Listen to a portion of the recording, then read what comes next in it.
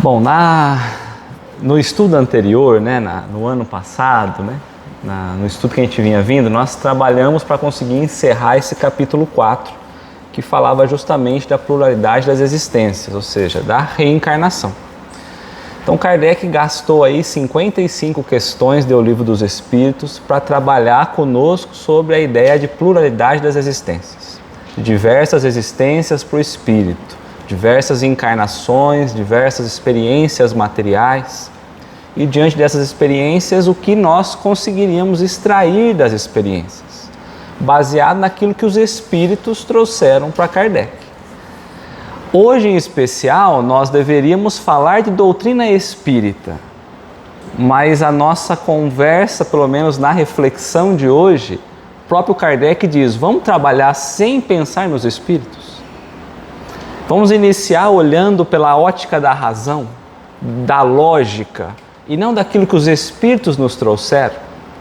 Vamos questionar o que faz sentido para nós, ignorando o que está escrito no livro, ignorando as questões que nós fazemos, os espíritos vão afirmando? Porque é assim que a gente constrói a nossa visão, a nossa pavimentação racional. Então é aquilo que nós sempre falávamos: olha, não é porque os espíritos trouxeram que nós vamos aceitar de primeiro. É preciso que a gente primeiro até negue, se for o caso, para depois entender se é verdadeiro ou não, se faz sentido ou não, se é lógico ou não. Doutrina espírita é isso. Não é porque os espíritos falaram que eu acato, ou que faz sentido. Até porque a maioria do material que Kardec coletou, ele descartou. Tá? Então, só para nós lembrarmos quanto da ideia da pluralidade das existências, Kardec trabalhou com a gente sobre a reencarnação, trabalhou a ideia de justiça divina. Só é possível a partir da compreensão da reencarnação, porque se não houver reencarnação, uma única vida, uma vida material apenas, nós teremos que dizer que Deus é injusto, porque a gente olha a diversidade de problemas, vamos dizer assim, ou de facilidades, e aí cada um está numa facilidade, uma dificuldade, Deus seria injusto, então só haveria justiça se houvesse reencarnação. Cada hora um estagiando em determinado ponto social, das dificuldades.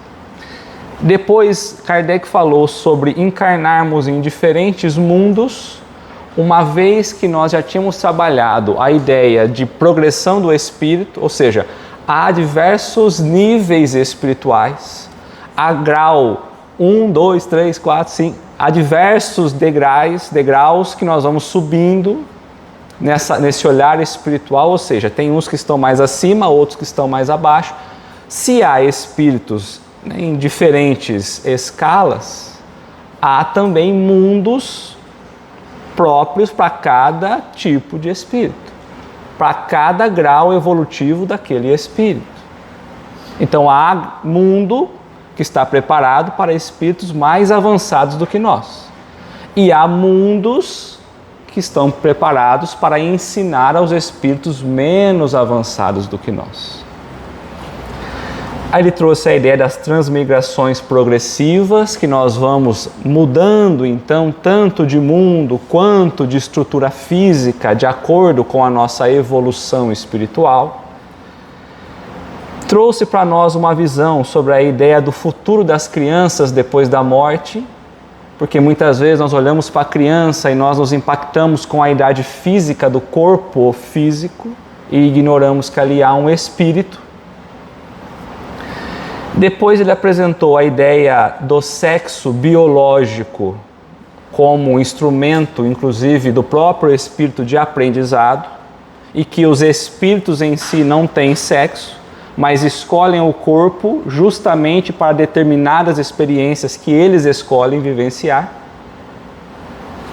Falou sobre os parentescos, sobre o pai, a mãe, sobre até as amizades, os irmãos também. Falou sobre a impossibilidade de trazer do pai e da mãe os aspectos morais, a dizer que parte do espírito aquilo que ele tem de moral, que o pai e a mãe fornecem as aparências, digamos assim, as semelhanças, mas quanto ao aspecto moral, não, cabe exatamente ao espírito, uma vez que nós temos pai e mãe, às vezes complicadinho, e há um espírito ali que visivelmente já é mais evoluído do que os pais, e o contrário também.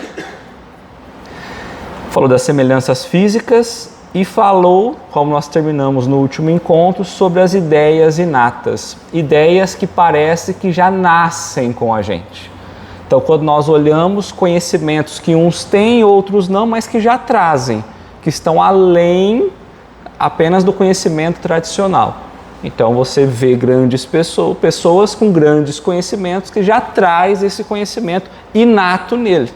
Não é conhecimento que se desenvolve nessa encarnação, que já traz, então, de outros. Esse foi um panorama que os espíritos trouxeram para Kardec. Kardec recebe diversas mensagens confirmando todas essas sobre esse aprendizado, sobre a reencarnação, e por isso ele vai falar para nós no capítulo 4, já trabalhado, sobre as diversas existências que nós vamos tendo, explicando-nos. Mas isso, como nós dissemos, foram os espíritos. Então Kardec agora ele vai trazer um item só falando sobre a reencarnação, mas não pelo aspecto do olhar espiritual. De novo, como nós vamos perceber a reencarnação pela lógica. Porque a gente vai falar assim, mas Leonardo, não está bem trabalhado com os espíritos o entendimento da reencarnação? Está, mas a reencarnação é um dos pilares principais do entendimento da evolução espiritual, por consequente da própria doutrina espírita. Então, se eu não a entendo como realmente ela é, descartando algumas crenças que eu ainda trago em mim, pode ser que eu olhe para a vida e eu não compreenda o que a vida está me convidando agora. Não adianta o Espírito me falar, adianta a lógica me apresentar. Seja porque eu pouco estou fazendo, seja porque estou fazendo de um modo equivocado, seja porque eu tenho medo da vida e preciso perder, ou qualquer outra coisa. Mas é preciso agora entender o verdadeiro propósito lógico, racional, do que a reencarnação significa para nós, tá?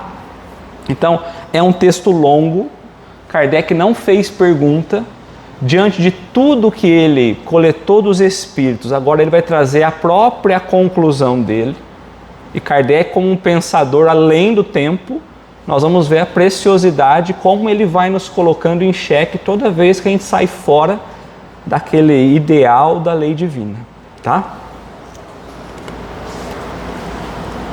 Então, como nós falamos, Kardec utilizou 55 questões com os espíritos. E agora ele vai trazer para nós considerações sobre a pluralidade das existências. É o capítulo 5. O que é uma consideração? Então hoje eu vou precisar que vocês pensem, me ajudem a extrair o que o texto tem para trazer. Porque não é uma visão de análise do que os espíritos fizeram. É uma análise de compreensão nossa. Tem gente que não... Eu sei que tem gente que quando chega a esse tipo de conteúdo fala, mas esse aqui eu não gosto muito, tem que pensar muito. Mas é esse que é o mais válido ainda, tá? Então o que são considerações? Eu tenho um tema e eu preciso considerar aquele tema. Eu preciso fazer uma análise naquele tema. Eu preciso trazer as consequências, eu preciso me aprofundar nele, em diversos pontos. Que mais? Uma avaliação? Uma reflexão?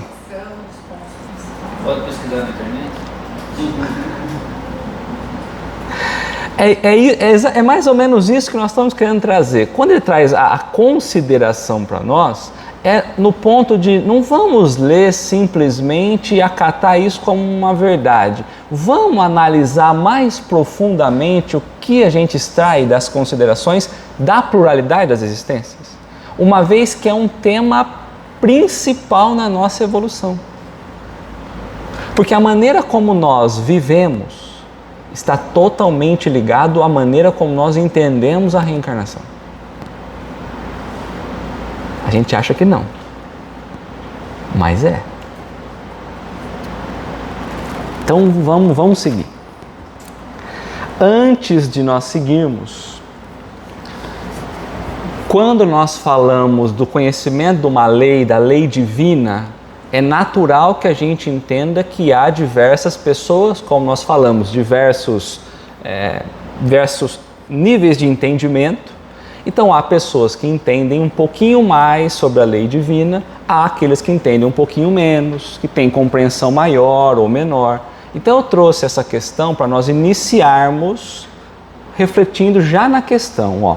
Kardec perguntou, não é a questão principal do estudo, é uma outra que nós estamos trazendo, lá no Livro dos Espíritos, sobre o conhecimento da lei de Deus. A todos os homens facultou Deus, ou seja, Deus deu condições de conhecer os meios, de compreender a sua lei. Então todos os homens poderão compreender a lei de Deus. Nós estamos partindo da ideia de que a reencarnação, se nós falamos que ela existe, ela tem que ser uma lei divina. Porque se ela não for uma lei divina, já estamos falando que ela não existe. Então, uma das leis divinas é a própria reencarnação. Então, Deus dá condições de todos os homens compreender sobre a lei de Deus? Sim, todos podem conhecê-la, mas nem todos a compreendem. Então eu conheço esse negócio de reencarnação aí, eu conheço. Tem 55 questões do Livro dos Espíritos lá, mas compreender eu não sei se eu compreendo. Os homens de bem e os que se decidem a investigá-la são os que melhor a compreendem. Dependendo do nível que nós estamos, nós não entendemos tudo. Entendemos um pouquinho mais, até porque nós estamos numa ordem inferior quanto à ideia de progresso espiritual. Então, o primeiro passo, eu preciso ser alguém que queira conhecer. O homem de bem é aquele que está se esforçando por melhorar-se. Porque querer compreender a lei de Deus na ociosidade só permite a gente conhecer aquilo que o panorama da ociosidade nos permite. Se eu não busco aprofundar mais, me dedicar mais, eu não vou entendendo e compreendendo. Por isso que o estudo nos leva a compreender uma coisa, daqui a pouquinho nos levou a outra, daqui a pouco nos leva a outra. Quando a gente olha para trás, a gente tem um caminho já de conhecimento pelo esforço em compreender alguma coisa, tá? Todos, entretanto, a compreenderão um dia, porquanto forçoso é que o progresso se efetue. Então todos compreenderão cada vez mais a lei de Deus, porque compreender a lei de Deus é realmente o caminho do progresso. Então Kardec comentou nessa questão. A justiça das diversas encarnações do homem é uma consequência deste princípio, visto que em cada nova existência sua inteligência se acha mais desenvolvida e ele compreende melhor o que é bem e o que é o mal. Se numa só existência tudo lhe devesse ficar ultimado, qual seria a sorte de tantos milhões de seres que correm todos os dias no embrutecimento da selvageria ou nas trevas da ignorância, sem que deles tenham dependido ou esclarecerem? Muitos não compreendem o básico do que nós já compreendemos. Há povos ainda vivendo na selvageria, que ainda não compreendem nem a questão social. Como eu poderia exigir desse a mesma condição que eu já tenho? Quando eu imagino espíritos mais evoluídos, como que eles podem exigir de nós compreensão que eles têm? Então tudo segue um tempo de amadurecimento, inclusive para compreender sobre a lei de Deus. Então chega um momento em que olhar para a reencarnação, eu já estou tendo uma base e olhar para ela me permite compreendê-la. É por isso que eu estou trazendo essa questão antes. Então vamos para a questão, para começar o texto. Esse texto, Paixão, é justamente aquele que a gente conversou lá na secretaria, que eu falei, ó, o 222, daqui a pouco a gente chega nele. Demorou um pouquinho, mas chegou. Tá? É. Então Kardec começa abrindo assim, ele está falando sobre a reencarnação. Então ele vai falar, ó, não é novo, dizem alguns, o dogma da reencarnação. É que o meu acabou cortando aqui. Então não é novo, dizem alguns, o dogma da reencarnação. Se não é novo, o que nós vamos extrair daí? Então, de novo, nós vamos exigir pensar. Se não é novo, é o quê? É velho. É uma lei natural da vida. É uma lei natural da vida. Se é uma lei natural, tem que ter existido sempre. Sempre existiu. Mas está dizendo que é o dogma. O dogma é um conceito ou uma verdade incontestável. Muitos contestam. Tomar cuidado com o dogma, porque o dogma aqui é no sentido dessa verdade que não há como a gente contestar. Porque uma vez que a gente negue essa ideia, todo o resto do edifício divino desaba. Então, o dogma é nesse sentido, não são os dogmas religiosos. Porque o que a gente mais vê é assim, não, mas fala que espiritismo não tem dogma, mas dogma da reencarnação, mas é outro tipo de dogma, né? Que se a gente extrair, é racional. Se você extrair, toda a bondade e a justiça divina desaba. Diferente de outros dogmas que você retira e a lei natural continua acontecendo. Tá? Então, ele abre para nós. Não é novo, quer dizer, nós trazemos essa ideia do passado. Do passado quanto? Mas de quem? Da onde? Porque eu ouvi falar de reencarnação com a doutrina espírita. E tem gente que fala, aquele negócio que vocês falam de reencarnação não existe. Que nós falamos? Ressuscita da doutrina de Pitágoras. Por que ele está falando isso? Porque também há pessoas que falam, essa ideia que vocês estão falando de reencarnação já era trabalhada lá no tempo de Pitágoras, muito antes de Jesus. Se fosse isso, todas as religiões já tinham tomado como verdade. Então não é. Então Kardec faz questão de trazer esse olhar, tá? Nunca dissemos ser invenção moderna a doutrina espírita. Então, nunca nós podemos imaginar que a reencarnação é uma criação moderna da doutrina espírita. Quando nós falamos dessa ideia de pluralidade das existências, de podermos reencarnar, isso não é uma exclusividade da doutrina espírita. Tá? Então, Kardec está trazendo muito claro para nós. Constituindo uma lei da natureza, porque a lei da natureza, nós temos dois tipos de leis.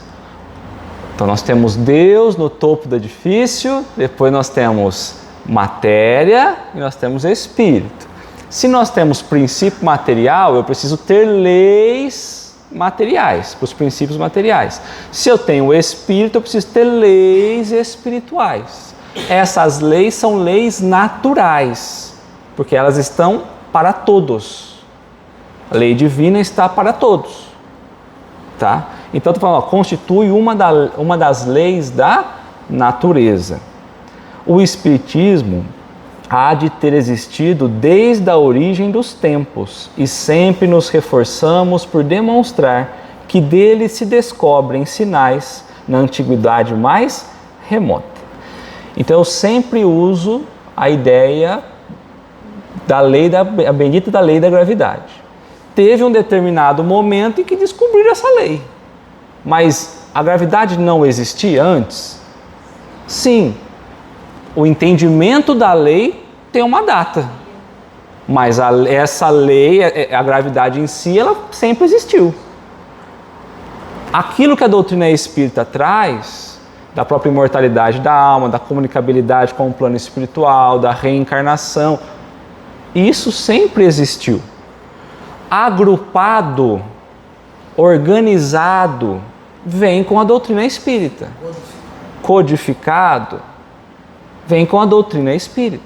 Mas o que a doutrina espírita está trazendo organizado para nós sempre existiu espalhado, porque é a lei universal, é as leis naturais. Tá? Pode fazer, João. Com relação ao termo de encarnação, se discute ainda até hoje a diferença. Eu não consigo enxergar a diferença, talvez você consiga me explicar melhor hoje. A diferença entre reencarnação e ressurreição. Esse termo ressurreição é o que a gente pode considerar que antigamente ser moderno hoje falar reencarnação? Nós vamos falar sobre... Kardec encerra, mas não vamos fazer hoje, porque não vai dar tempo. Então eu dividi em duas partes esse estudo. Na segunda parte, que é o final do texto, ele acaba justamente oferecendo para nós como referência a questão 1010, que é sobre a ressurreição. Então, aguenta um pouquinho, a gente trabalha lá depois. Tá? É a mesma coisa. Só que você tinha, naquela época, pouco conhecimento para poder entender o que era. Hoje, com o avanço que a gente tem, na época de Kardec, né, com o avanço de conhecimento que tem, você consegue olhar de uma outra forma. Tá? Pitágoras, então, ele vai trazer, olha, essa ideia da reencarnação já tinha lá em Pitágoras. Então ele vai falar, olha, Pitágoras, como se sabe, não foi o autor, ou seja, não foi nem ele quem criou. Então, quando a gente fala em Pitágoras, estamos encontrando um meio do caminho. Não foi nem ele que criou isso. Do sistema da metempsicose. Só tem uma diferença. A metempsicose que Pitágoras trazia, ele falava sobre a ideia dessa transmigração ou da reencarnação, se assim nós quisermos. Então, o espírito desencarna, morre e ele pode retornar dando vida a uma outra estrutura física, seja um outro humano, seja um animal, seja um vegetal. Então, no entendimento daquela época, Pitágoras defendia a reencarnação, inclusive como processo de purificação do espírito, só que uma vez que ele podia retornar, com a falta de entendimento das leis espirituais, imaginava-se que poderia retornar depois como uma planta ou num animal e vice-versa. Tá. A mesma ideia dos hindus. A mesma ideia dos hindus. Aliás, da onde ele vai trazer isso? Tá. Ele o colheu dos filósofos indianos e dos egípcios, que o tinham desde os tempos imemoráveis. Então, quando a gente olha essa ideia da reencarnação, isso já vem muito tempo antes, desde povos muito anteriores a Pitágoras. Tá? A ideia da transmigração da alma formava, pois, uma crença disseminada, aceita pelos homens mais eminentes.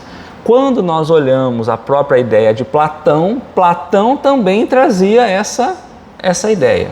Então, quando a gente olha para a história, os grandes nomes da história que nós consideramos, nós aceitamos tudo. Mas a bendita ideia da reencarnação é algo que não.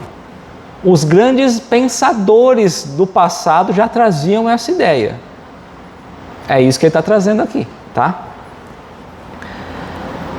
De que modo as adquiriram? Então, de que modo que essa ideia da reencarnação, da transmigração, chegou então até eles? Como eles adquiriram isso? Qual é a origem disso? Por uma revelação ou por intuição? Uma revelação divina ou já traziam dentro de si esse conhecimento? Isso ninguém sabe. Eu coloco, nós ignoramos. Então ninguém sabe. E isso pouco importa se nós pararmos para olhar pela base da razão. Porque se Platão falou, nesse momento, pouco vai me importar. Se os espíritos falaram, pouco vai me importar. Se Pitágoras falou, pouco vai importar. Se Jesus falou agora, pouco vai importar. Porque eu preciso pensar se faz sentido. Porque pode ser que eu fui enganado por todo mundo.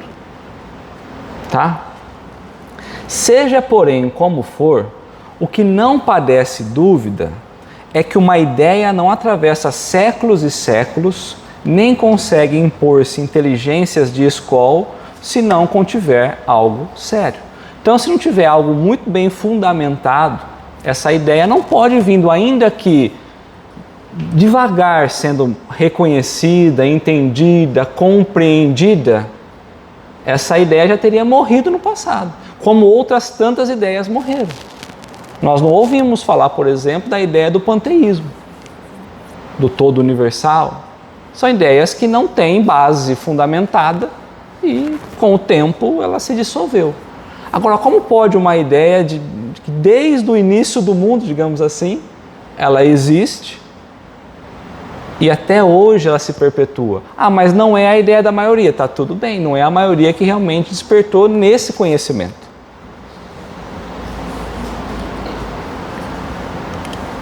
Assim, a ancianidade, então, o tempo, desta doutrina, em vez de ser uma objeção, seria a prova ao seu favor. Então, quando nós olhamos nessa perpetuidade do tempo dessa ideia, isso não desfavorece a doutrina como eles imaginam. Ah, mas isso aí você resgatou lá de Pitágoras. É justamente por isso, nessa ideia viva agora, que nós validamos o quanto ela realmente é forte nos seus princípios.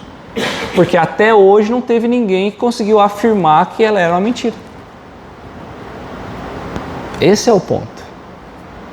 Uma verdade já se provou. Agora, uma mentira, não. Por isso que a gente não consegue derrubar a ideia da reencarnação.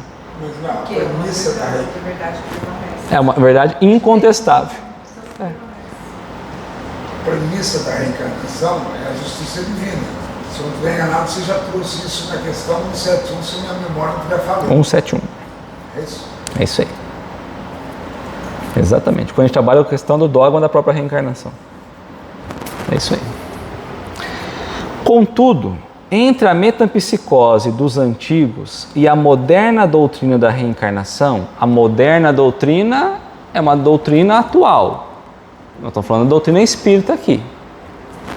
Há, como também se sabe, profunda diferença, assinalada pelo fato de os espíritos rejeitarem. Então, os espíritos rejeitaram de maneira absoluta a transmigração da alma do homem para os animais e reciprocamente. Então, Kardec estava conversando com os espíritos, como a gente conversa nas reuniões mediúnicas, e você vai perguntar para ele, e você era, que animal que você já foi? Fala, animal? Não fui não. E planta? Você não animou nenhuma planta? Não, não animei não. Aí assim, então vou chamar um animal a conversar. Animal não tem no plano espiritual não, como vocês imaginam não. Então não tem como a gente perguntar para ele se ele já foi humano. Isso é comprovado, real. Não estamos falando, então assim, vamos começar a usar a lógica. Não vem nenhum espírito falar com a gente, pelo menos nas reuniões que eu já participei, assim, eu estou vindo agora, eu era um cachorro, eu estou agora. Né? E ele colocou muito bem definido. E reciprocamente também não. Tá? Então, quando a gente olha nessa ideia que ele traz para nós, a doutrina moderna da reencarnação que ele traz, ela deixa muito claro que não há mistura. Porque já pensou, de repente, um estudante está lá na 8ª série, agora vai passar de ano. Para onde eu vou? Você vai lá para a primeira agora, vai voltar. Mas eu precisava continuar para progredir, para o próximo. Não, volta. Aí você está lá na 1ª série, fala, qual que eu vou? Para a 2ª? Não, agora você vai lá para o 1º colegial. Então a gente estaria pulando essa ideia de progresso e estaríamos violando a lei de Deus. Tá? Então a metempsicose, com a falta de conhecimento das leis espirituais, no passado não foi possível compreender que nós estávamos ali escalonados com a ideia de progresso. Tá? Portanto, eu esqueci de falar, eu dividi em parágrafos, para a gente poder ir trabalhando por parágrafos, por ideias. Tá? O texto é corrido, mas eu trouxe por parágrafo. Portanto, ensinando o dogma da pluralidade das existências corporais, os espíritos renovam uma doutrina que teve origem nas primeiras idades do mundo e que se conservou, ou seja, uma ideia antiga que se conservou no íntimo de muitas pessoas até aos nossos dias. Então, aos nossos dias, com maior conhecimento, é possível olharmos para essa lei e compreendermos de forma mais clara e mais racional. Uma lei que sempre existiu. Quando nós olhamos mais uma vez a ideia da lei da gravidade, nós não tínhamos conhecimento sobre o que ela afetava diretamente. Aí vai passando-se o tempo, vai se estudando e nós percebemos o quanto de elementos que está totalmente direcionado ou dependente dessa lei. Ah, mas isso é só coisa do espaço, mas está totalmente ligado para conosco e para com tudo no universo. Só que a gente só vai entendendo isso a partir de novos conhecimentos modernos que vão surgindo. Simplesmente, então estamos falando dos espíritos aqui ainda. O que os espíritos trouxeram para nós? Uma forma mais clara de olhar sobre essa lei. Simplesmente, eles apresentaram de um ponto de vista mais racional, mais acorde com a lei, as leis progressivas da natureza e mais em harmonia com a sabedoria do Criador, despindo-a de todos os acessórios de superstição. Porque quando eu tiro esses benditos acessórios, a gente tem alguns costumes, né? Superstições que a gente não sabe de onde vem. Então, às vezes a gente faz as coisas baseado naquela superstição, em determinada coisa. E você fala, mas por que você faz isso? Não sei, mas sempre fiz. E se tirar? Não vamos tirar porque dá problema. Aí você tira, não dá problema. Aí você fala, bom, então minha preocupação era na superstição. E na verdade, quando eu tiro ela, eu consigo ver mais longe. Então, não olhar pela superstição das coisas me possibilita, inclusive, fortalecer a minha fé. Porque eu começo a olhar para a lei divina direto, sem intermediações. Quando assim eu vou vendo, aquele medo que às vezes eu tenho, começo a não ter mais. Porque eu começo a olhar diretamente para o movimento do universo, e não para o universo, o movimento que as pessoas vão impondo. Tá? Se não houvesse a reencarnação, o espírito e o corpo físico teriam o mesmo tempo de vida. Ele teria sido criado para aquele corpo. Nós vamos trabalhar essa ideia, mas há uma teoria de que o espírito já existia antes do corpo. Não estou falando, ele nunca viveu em vida material, ele já existia. Então Kardec vai trabalhar justamente nesse estudo. Ele vai falar assim, se ele existia, aonde? Fazendo o quê?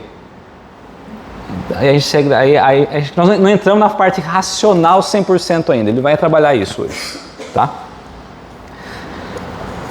Até aqui tudo bem? Circunstância digna de nota é que não só neste livro, os espíritos a ensinaram no decurso dos últimos tempos. Já antes da sua publicação, numerosas comunicações da mesma natureza se obtiveram em vários países, multiplicando-se depois consideravelmente. Então, quando nós olhamos para a história das manifestações espirituais, não doutrina espírita, nós tivemos França, Alemanha, Suíça, Inglaterra, o próprio Estados Unidos com as irmãs Fox, lá em 1848, a doutrina espírita veio só depois. Então, as manifestações espirituais, para comprovar isso que Kardec depois veio apresentar em O Livro dos Espíritos, já havia tido uma enxurrada de mensagens, de comunicações, falando sobre isso. Muito antes da doutrina espírita. Aí mais ainda para trás, no próprio oráculo, com as pitonisas e tudo mais. Então, ao longo de sempre da existência do mundo, sempre existiu essas manifestações, antes da doutrina espírita.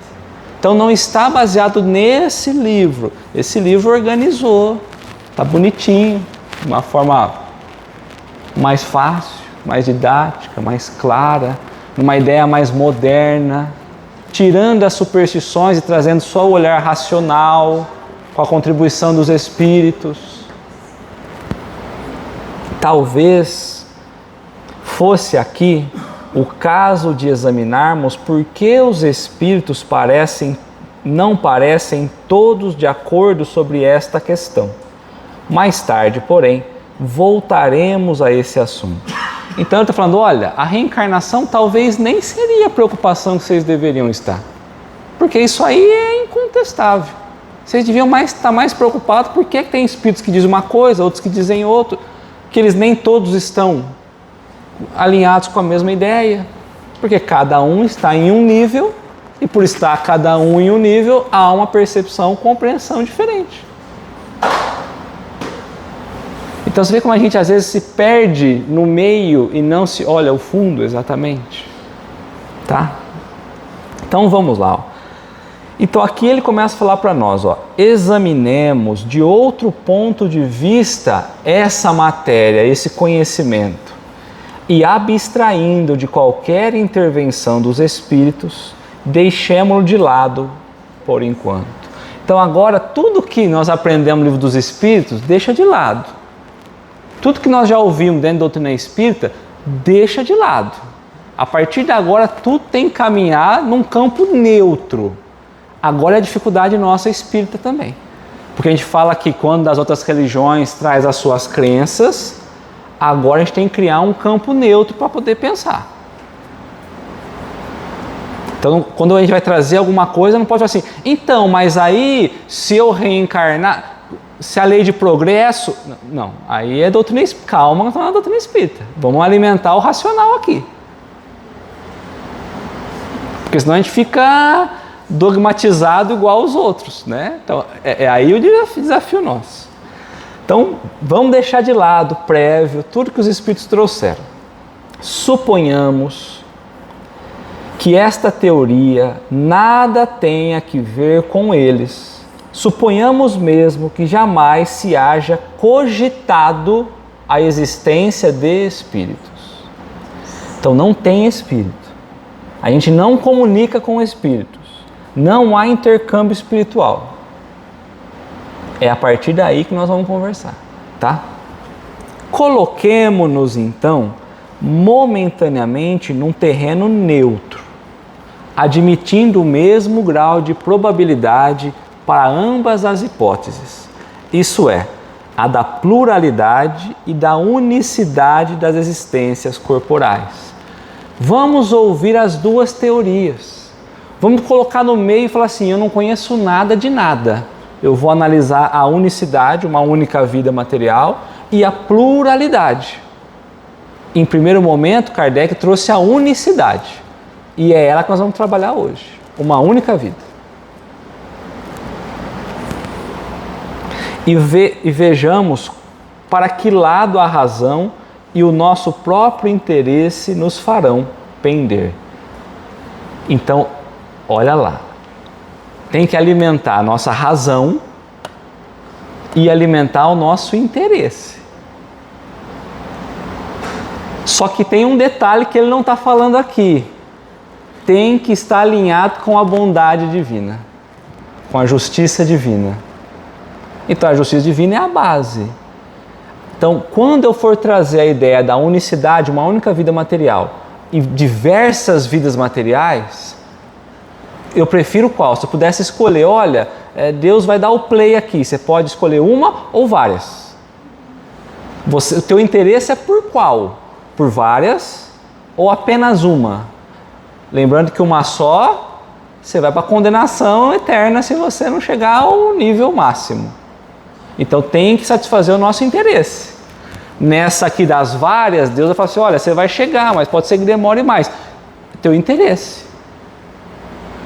A razão e o interesse.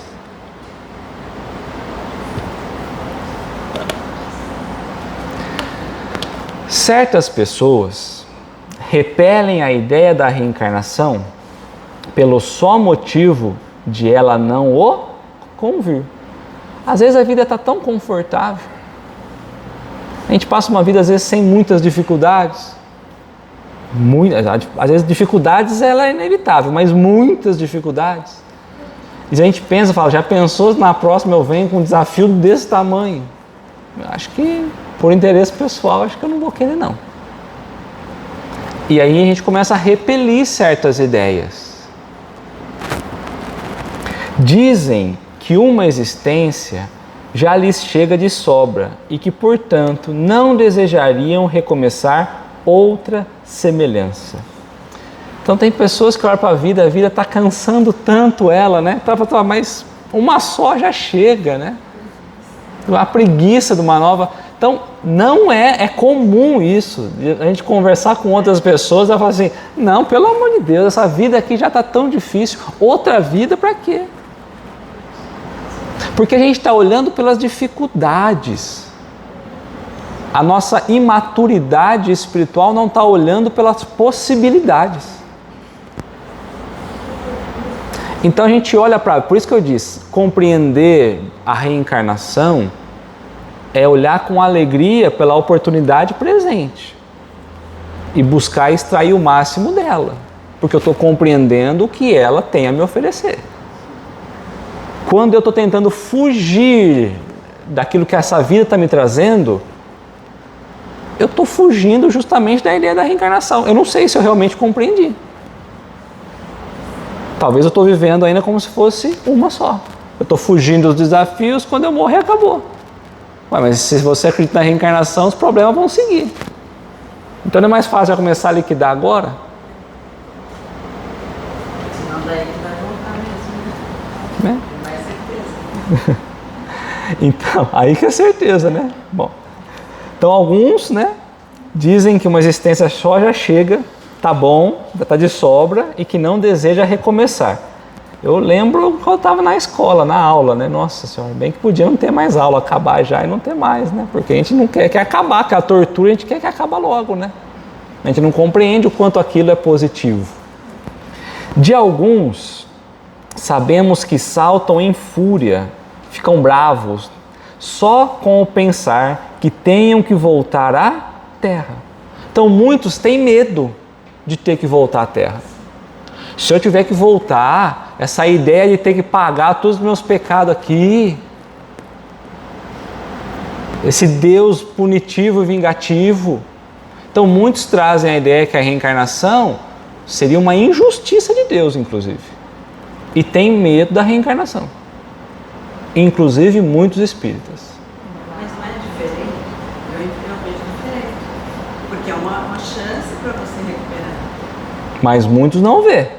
Porque se eu entendo a vida como castigo, eu vou receber outro castigo. A forma como você encara a vida. É. Como você entende a lei de Deus, né? Pela unicidade. Muitos preferem uma só, porque tem medo das consequências. Até aqui foi ruim, mas tá bom. Vai que eu não fui uma boa pessoa, na próxima eu vou ter que... Porque é esse conhecimento equivocado que a gente tem ainda às vezes. Se não houvesse a reencarnação, então o julgamento de Deus de certo e errado seria temporal. Porque os usos e costumes de hoje é completamente diferente de outrora. Mas inclusive as situações e as condições de cada espírito. Porque se tem espírito hoje, por exemplo, esquece o que você falou de certo, atemporal, mas pensa no tempo atual. Se eu olhar nessa visão, eu preciso considerar que todo mundo tem o mesmo conhecimento. E aí ele vai ter que julgar igualzinho todo mundo. Correto. Também tem isso. Por isso que reencarna. Vamos na unicidade aqui. Não adianta vocês trazer reencarnação para defender aqui, não. Teria que ter o mesmo conhecimento, a mesma oportunidade. É. Mas quem viveu há 300 anos atrás, os usos e costumes eram diferentes de 100 anos. De hoje. Mas você ainda tinha 300 atrás pessoas mais esclarecidas e menos esclarecidas. Com certeza. Aí, quer dizer, eu estou pondo dois agravantes ainda. Com certeza. Pergunta-lhes apenas se imaginam que Deus lhe pediu parecer ou consultou os gostos para regular o universo. Essa é uma frase muito que a gente devia trazer na cabeceira nossa. Pergunta para esses que dizem que não acreditam, que não há reencarnação, que tem medo, se Deus perguntou alguma coisa para eles para regular o universo. Então a opinião nossa pouco importa diante das leis divinas. Então quando a gente olhar para os nossos problemas, a minha opinião pouco importa. Hein? Porque a lei não vai mudar enquanto eu não mudar.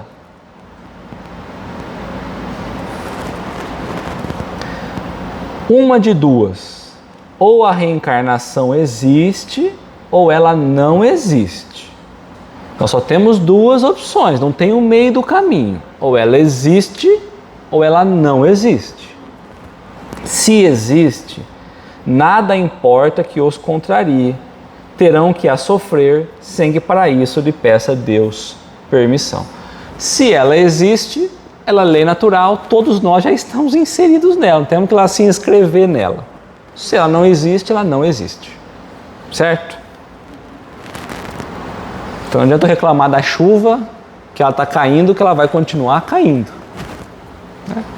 Afigura-se-nos os que assim falam, trazendo uma figura para a gente entender, como um doente a dizer: sofri hoje bastante, não quero sofrer mais amanhã. Então, será que um doente que está às vezes sofrendo ali, o simples fato de falar: olha, eu sofri tanto hoje, amanhã não vou sofrer mais não? Ou será que a melhora dele é gradativa? Racional, esquece a reencarnação.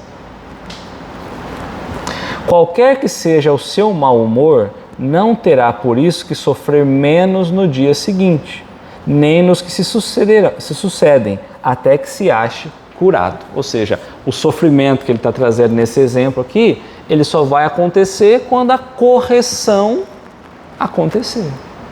Então, se eu pego uma doença, conforme eu vou corrigindo o meu corpo, meu organismo, ela é curada, digamos assim. Não adianta eu reclamar, eu duvidar, eu isso ou aquilo. O pensamento ajuda muito, mas segue-se o ritmo natural, tá? Conseguintemente, se os que de tal maneira se externam tiverem que viver de novo, corporalmente, terão a viver, a reencarnar. Né? Então, se tiver, a lei existe, terão que reencarnar com certeza. Não tem como, não vou reencarnar. Nada lhe adiantará rebelarem-se, quais crianças que não querem ir para o colégio ou condenados para uma prisão. Então a criança chora, lamenta, mas vai para a escola. Né? O ladrão, o bandido, ele pode querer daqui e de lá, mas ele vai. Esse exemplo dele é muito bom aqui, né? Na época de Kardec acho que era melhor, né? Hoje vai e não vai, né? Mas tá bom. Então o que ele está trazendo é, olha, pouco importa o nível de maturidade que você tem quanto à ideia da lei divina.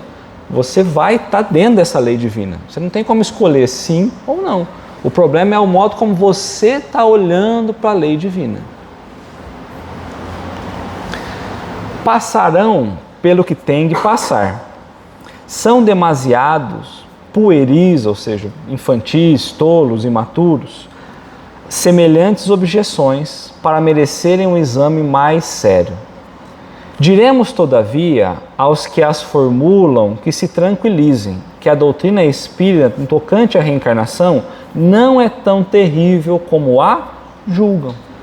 Então, muitos têm medo, de novo, da própria ideia da reencarnação. Então, porque eles estão analisando sem razão e com emoção.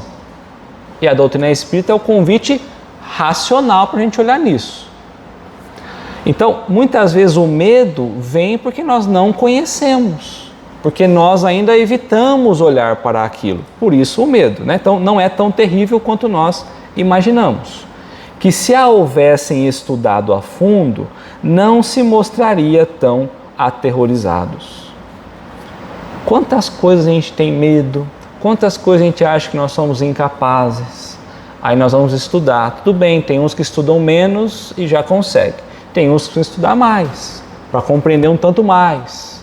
E conforme a gente vai ganhando conhecimento, esse conhecimento vai nos tirando medo. Por isso que eu acho que a reencarnação é uma libertação. No meu ver, quando eu comecei a aprender, para mim isso foi muito libertador. Porque ficava imaginando assim, bom, morreu, acabou. Mas é aquele que eu reconheci que eu fiz errado, acabou? Exatamente. Eu sempre falo tocando flauta, não, Tocando- eu não quero, né? Na rede, né? E no caso, a reencarnação é uma nova chance, né? Nova Eu oportunidade. acho que isso não é sofrimento, pelo contrário, Pelo contrário. no meu ver, né? Não dá certo. Saberiam que deles, de nós mesmos, se nós tivéssemos estudado mais, de nós dependem as condições da nova existência, que será feliz ou desgraçada, conforme ao que tiverem feito neste mundo, que desde agora poderão elevar-se tão alto que a recaída no lodaçal não lhes seja mais de temer. Então a doutrina espírita, ela apresenta para nós que aquele medo do futuro, ele deixa de ser um medo porque nós passamos a compreender a lei de Deus. A lei de Deus diz que eu preciso melhorar cada dia, nem que seja uma vírgula. Se a cada dia eu melhorar uma vírgula, ou ainda que eu não consiga 1, 2, 3, uma vez por semana eu melhorar uma vírgula, no final do mês eu melhorei 4 vírgulas. Então com certeza eu estarei melhor na próxima. É lógico. É lógico que se eu melhorar 2 vírgulas por dia, dá 60 vírgulas no mês. Contra 4, se eu melhorei uma vez por semana. Agora, se eu não melhorei, só melhorei uma vez no mês, então a gente já entendeu porque que tem gente que está voando no progresso, porque melhorou 60 vírgulas, e eu melhorei 1 vírgula. Ele avançou 60 vezes mais do que eu. Por esforço dele. Porque cada dia ele tentou meios de ser melhor. Então, o medo no futuro, ele tem que deixar de existir. Porque ele está condicionado ao que nós estamos fazendo. Então eu olho para situações e falo, não me preocupo nada com o futuro. Por quê? Porque sou eu que estou desenhando ele. Tá? Supomos, então, dirigir-nos à pessoa que acredita num futuro depois da morte, ou seja, acredita que há uma continuidade. E não aos que criam para si a perspectiva do nada. Então nós estamos falando para aqueles que acreditam na continuidade da morte, na imortalidade da alma. Não para aqueles que não acreditam no nada, ou pretendem que suas almas se vão afogar num todo universal. A ideia do panteísmo, que a gente vai morrer o corpo físico e que o espírito, a alma, se junta a um todo universal, perdendo a sua individualidade, perdendo a característica moral, né? Então não é a esse que nós estamos falando, porque a esse perdem a individualidade, como os pingos da chuva no oceano, o que vem a dar quase no mesmo, ou seja, a ideia do voltar para o todo perde todo o sentido moral, né, que nós vamos aprendendo.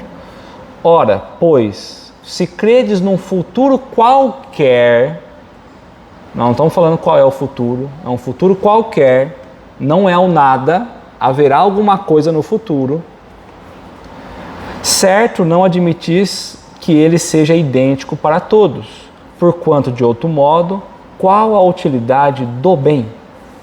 Se eu vou entrar num campeonato e que todo mundo vai ganhar medalha de ouro, por que eu vou me esforçar? Porque eu vou chegar primeiro? Não, você não vai. Vai todo mundo chegar igual. Então, quando há uma força para que todo mundo tenha o mesmo resultado, o mesmo propósito, uma igualdade, perde-se o sentido. Porque aquele que poderia ir mais adiante, ele olha para os outros, mas por que adianta? Eu estou limitado também, é o que ele está trazendo para nós. Então, por que eu vou fazer o bem se o meu destino é o mesmo daquele que está fazendo o mal? O exemplo bem assim, concreto, é o ensino hoje, né? Que não repete, a criança não repete o ano. Na minha época repetia, porque você tinha amigos, você estudava porque você não queria ficar para trás, né? Você queria continuar com seus amigos. É isso aí. Agora aí no caso, todo mundo passa, seja estudado ou não, vai passando, né? Perde a essência, né? Do ensino. É isso aí. E no caso é a mesma coisa, né? Porque a diferença do destino, vamos pensar assim, é o que vai trazer para nós o interesse nas escolhas. Eu vou escolher tal coisa porque eu estou consciente que a escolha dessa coisa me leva a um destino diferente. Porque se eu souber que, mesmo que eu escolha o melhor, vai chegar sempre ao mesmo tanto, a tendência é eu escolher menos, porque vai chegar ao mesmo tanto. Olhando pelo aspecto moral, é pior ainda. Por que eu faria o bem, eu buscaria ser melhor, se todos chegarão ao mesmo local? Seja lá qual é esse local, ninguém está falando nada. Pode ser o céu, vamos pensar todo mundo para o céu. Mas tem gente boa, mas chega todo mundo. Isso quer dizer, Deus, a graça de Deus está na reencarnação e não no conhecimento e na evolução do ser humano, do espírito. Porque o espírito, com a reencarnação, ele vai ter conhecimento e evolução a cada reencarnação. Aí está a graça. Senão, Deus estaria dando a graça para um de conhecimento e de evolução e não para outro. Perfeito. E aí ele colocou assim, por que haveria então o homem de constranger-se, ou seja, de deixar de fazer o que ele queria fazer? Se tanto faz o destino, por que o homem se limitaria a fazer o que ele quer fazer? Por que ele tentaria controlar os impulsos? E as consequências? Mas vamos supor que as consequências são iguais para todos. Se é igual para todos, independente de eu fazer o bem ou o mal, as consequências é a mesma. Se fosse a mesma, por que eu vou me constranger? Por que eu vou deixar de fazer o que eu quero fazer? Ainda que seja um mal. Mas a consequência é a própria reencarnação. Porque na reencarnação, se ele estiver fazendo errado, ele vai ter uma vida isso aí. ruim. Né? É isso aí. E aí ele vai ter que reencarnar de novo, vai começar. Parece ser fácil. Não. É por isso que tem gente que diz que a reencarnação não é boa. E não quer reencarnar de novo. Mas na verdade é na reencarnação que está a oportunidade de ele aprender e de ele evoluir. É isso aí. Se não fosse dessa forma, Deus teria que dar tudo igual para todo mundo, para que todo mundo tivesse a mesma oportunidade. É isso aí. Não teria graça a vida. Se fosse tudo Não, tudo igual, não. boazinho, não, né? Não. Porque você não tem nem escolhas, né? Se você, a partir da hora que você não pode escolher... Porque poder escolher não querer evoluir já é muito positivo. Eu quero. Porque pensou se eu não quisesse, se eu quisesse progredir e eu não conseguisse? Então eu estou escolhendo não progredir, gente. Isso é um presente de Deus. Porque se eu fosse progredindo, eu não estou nem entendendo o que está acontecendo e estou indo. Não. O resultado seria o mesmo? Mesmo. Por que deixaria de satisfazer todas as paixões, a todos os seus desejos, embora à custa dos outros, uma vez que por isso não ficaria sendo melhor nem pior?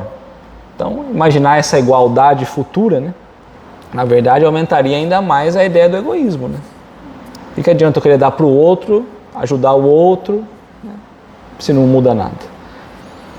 Credes, ao contrário, que esse futuro seria mais ou menos ditoso ou inditoso, feliz ou infeliz, conforme ao que houverdes feito durante a vida. Então, desejais que seja tão afortunado quanto possível, visto que há de durar pela eternidade? Não? Então, o futuro vai depender sempre das nossas ações presentes. Só que a partir do momento em que eu compreendo a ideia da imortalidade da alma e da possibilidade da reencarnação, a minha prioridade na vida muda. Porque se ela não mudar, eu não entendi. A prioridade passa a ser a própria evolução espiritual. O meu desejo de progredir, de aprender, de conhecer. Prioridade, não é exclusividade, porque senão não adianta também. E é o objetivo da encarnação lá no 132, se eu também não tiver a memória... O objetivo da encarnação. Você já está, da encarnação. Da reencarnação na 167. É isso aí. Mas, porventura, tereis a pretensão de ser dos homens mais perfeitos que hajam existido na Terra? Nós. Alguém tem pretensão de imaginar que é um dos melhores que já existiu aqui? Alguém tem esse sentimento? Pode tirar Jesus, se não quiser nem pensar nele. Não, né? Então, a gente conhece uma pessoa que é um pouquinho melhor que a gente. Uma só, né? Então essa uma só já diz que essa pretensão de ser o melhor já caiu por água, né? Porventura tereis a pretensão de ser dos homens mais perfeitos que haja existido na terra, e pois com direito a alcançar de um salto a suprema felicidade dos eleitos? Se nós não somos o melhor, por que nós imaginamos que a possibilidade de uma única vida nos levaria a um salto que nos permitiria estar junto de Deus? E põe quântico nisso, né? Então, quando a gente olha cegamente para uma ideia de felicidade, né, assim, de uma hora para outra, né, a própria ideia do céu, como muitos ainda estão nessa ideia de salvação, na condição que nós estamos imaginando que nós já estamos num grau, nós somos um dos melhores que tem na Terra. Só como ele coloca assim, ó, a pretensão. A maioria de nós reconhece que nós não estamos melhores. Só que aí como eu posso olhar para aquele que está melhor e falar que ele vai ter o mesmo destino que eu?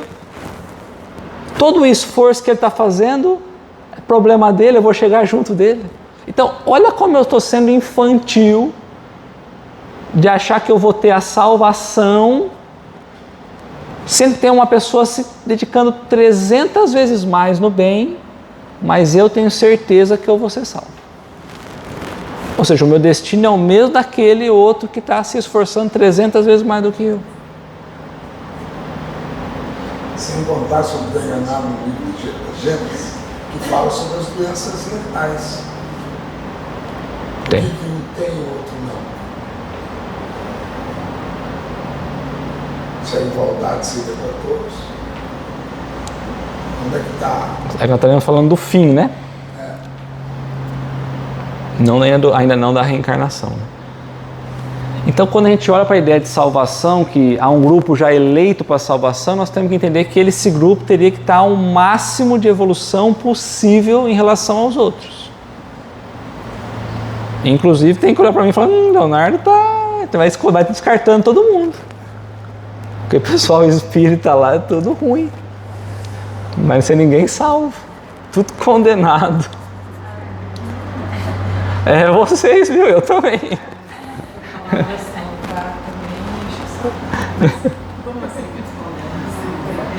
Não tem gente que diz que será salvo, né? E olham para uma... a partir da hora que a gente acha que só nós seremos salvos, nós somos os melhores do que todos os outros. E os demais serão condenados. Agora, tem uma coisa na reencarnação, quando eu aprendi os significados, foi assim para mim libertador, entendeu? Porque ficava sempre, eu errava, nossa, e agora? Né? Ficava aquela coisa martelando na minha cabeça, né? Tipo, como que eu vou consertar agora isso, né? Com a reencarnação, você vê que é a oportunidade de você crescer, aprender e refazer quantas vezes forem necessárias. E se errar, arrumar já.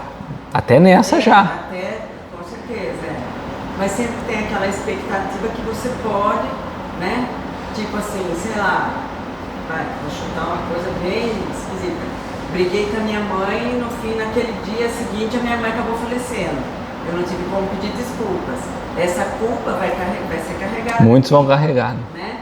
Então, é nesse sentido que eu Exatamente. falo. Quando você entende isso, você consegue até mentalizar, você consegue fazer várias coisas. Entender o progresso. Exatamente. Exatamente.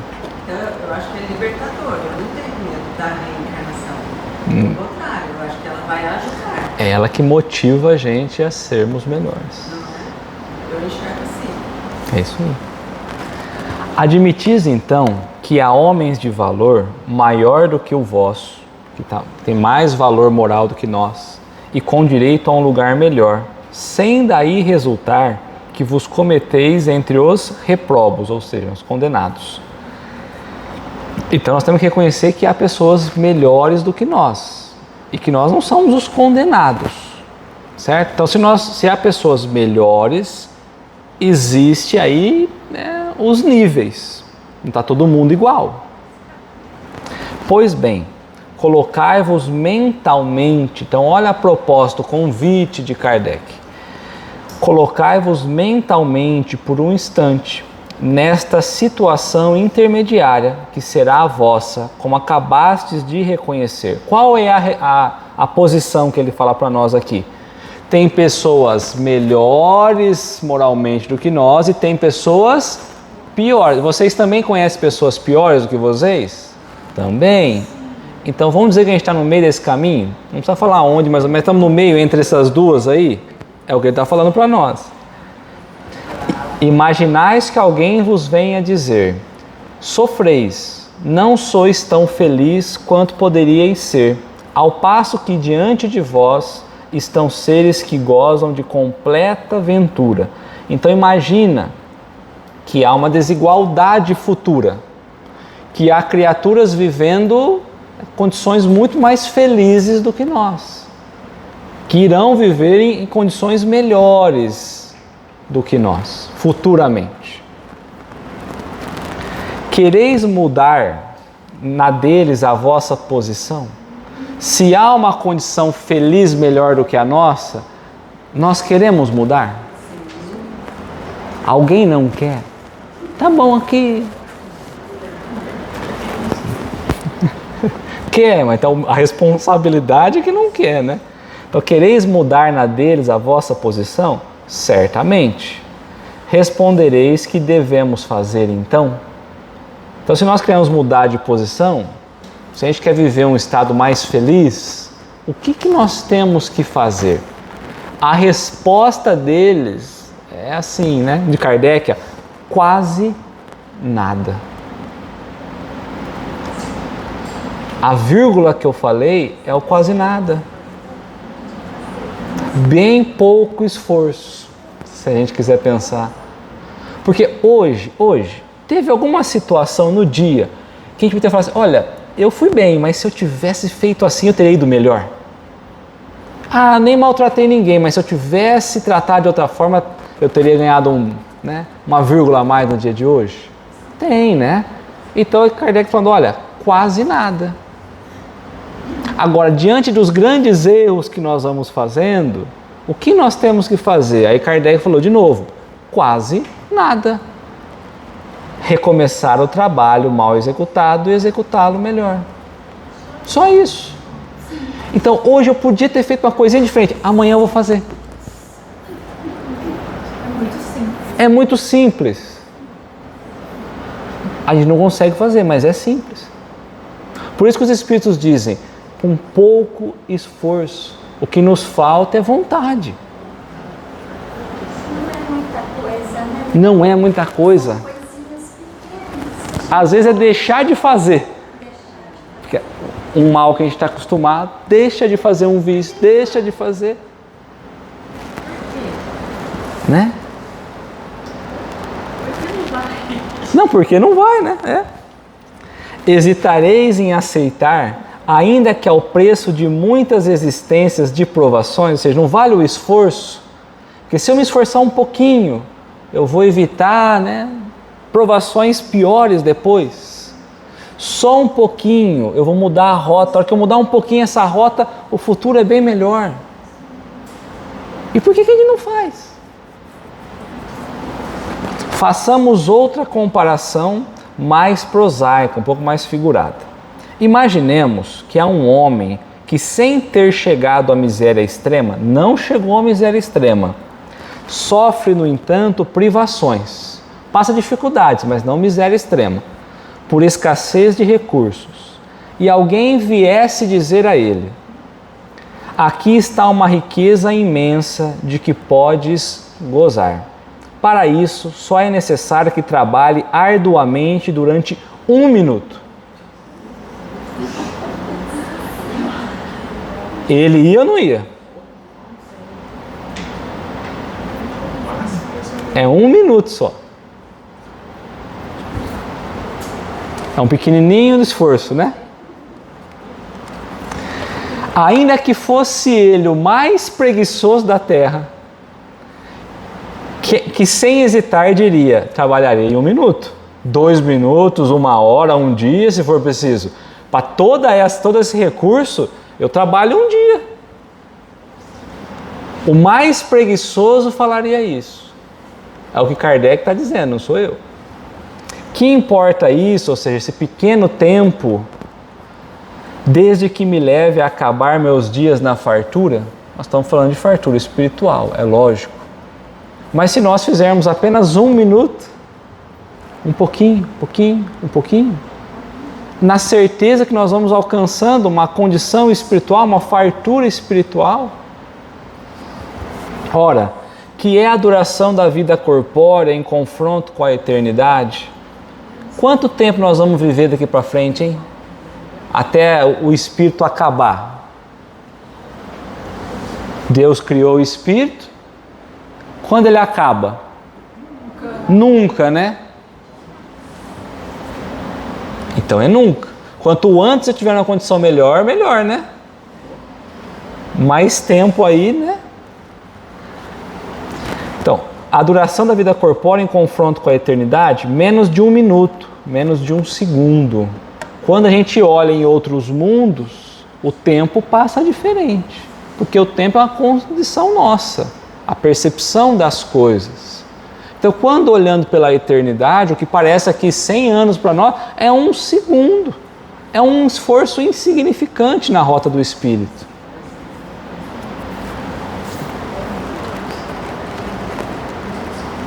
Se a gente pensa na própria ideia de uma cirurgia, por exemplo, às vezes ela vai doer a picada da anestesia. De uma coisa que está doendo. Então, não vale o esforço da picada da anestesia, depois você vai se curar ali e a tua vida vai ser melhor?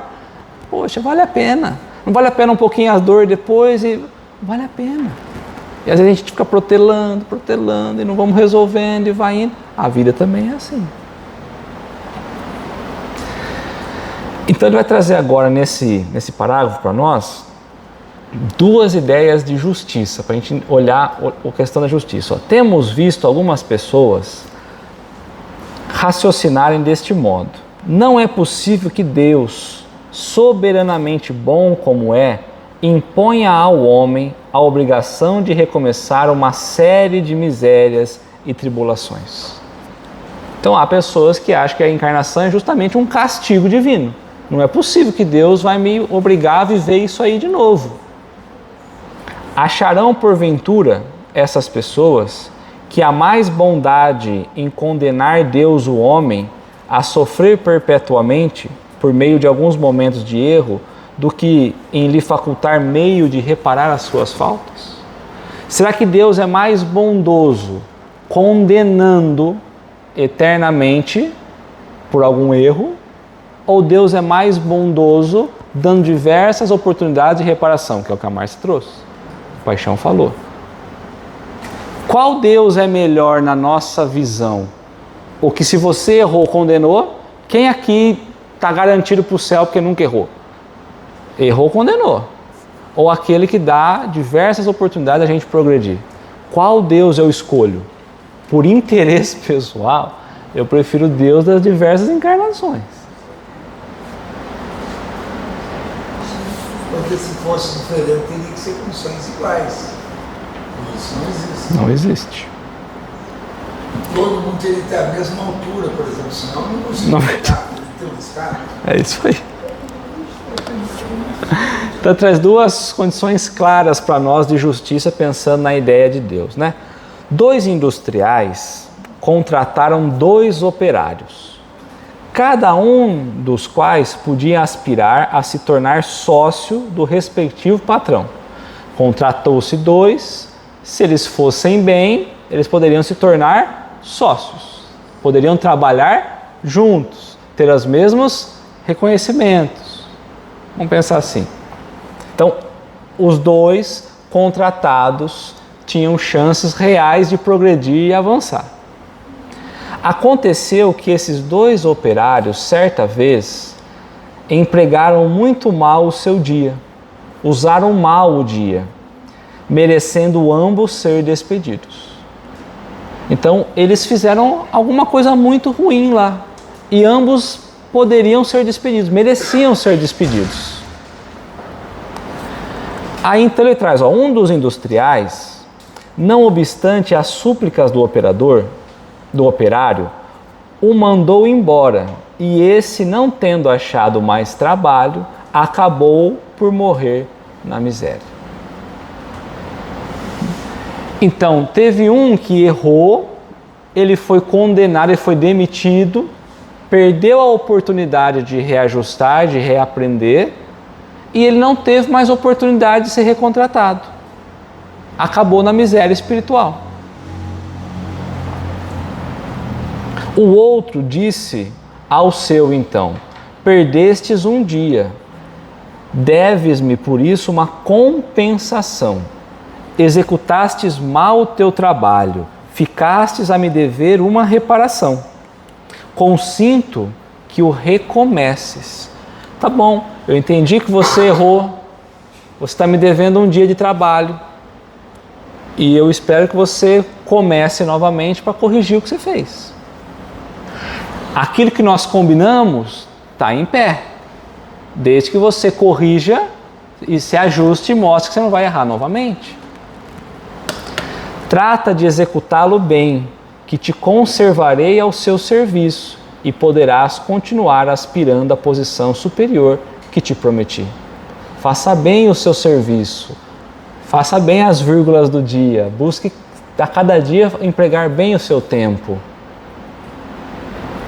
Qual dos dois, que ele vai perguntar para nós? Será preciso perguntemos, qual dos industriais foi mais humano? O que demitiu para sempre ou o que deu outra oportunidade? O que deu oportunidade. Dar-se-á que Deus, que é a clemência mesma, seja mais inexorável do que um homem? Será que Deus então agiria pior do que o homem? Porque se ele agir pior do que o homem, ele não é o Deus. Ele não é Deus. Não tem justiça, não vai ter bondade. Porque a própria condenação eterna foge da justiça. Por isso que a reencarnação não é? Isso é o teu pensamento está dizendo. É a razão tua que está dizendo. É interessante que a vida, esse proceder da vida, mostra o tempo todo como é importante a reencarnação. Esse recomeço sempre que a gente tem na vida, né? Quer dizer, eu erro, eu sei, eu volto, eu refaço. Exatamente. É igual a vida, né? A reencarnação é igual a vida que se apresenta. Exatamente.